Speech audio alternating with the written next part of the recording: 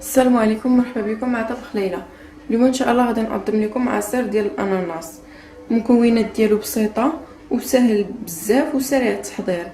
كنحتاجو فيه الكميه اللي بغينا ديال الاناناس. نصها انا غادي ندير شويه ديال السكر على حسب الذوق، معلقه كبيره ديال العصير الحامض، وثلاثه الكيسان ديال الماء.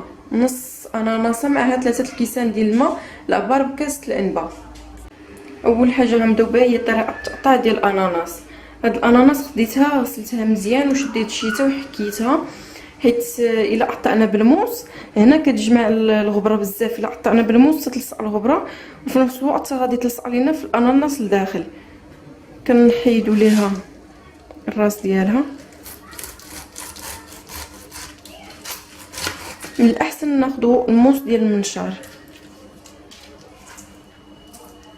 كنقطعوا هادشي حتى هي.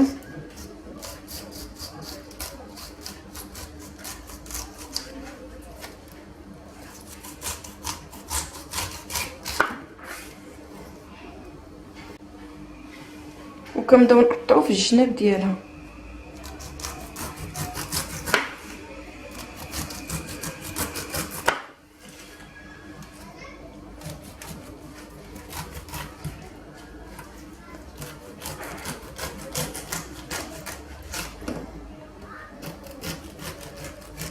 احسن نكملو القشور كلهم اللي عندنا.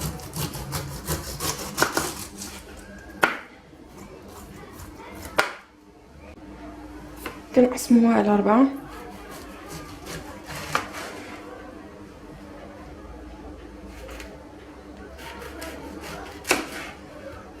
وكنحيدوا ليها هاد الراس ديال الفوقاني حتى يكون قاصح.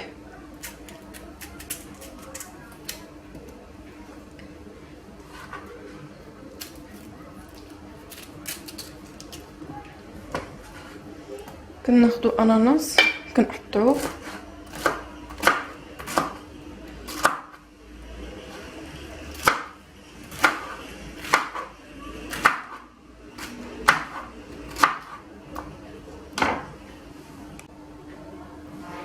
كنحطوا فيه اناناس ديالنا.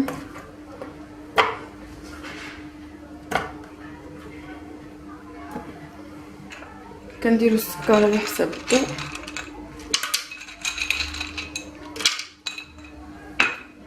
عصير الحامض معلقه كبيره.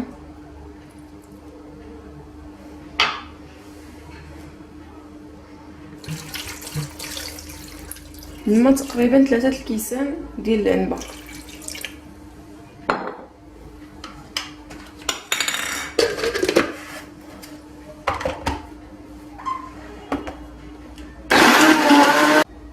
العصير ديالنا كمل في التحضير.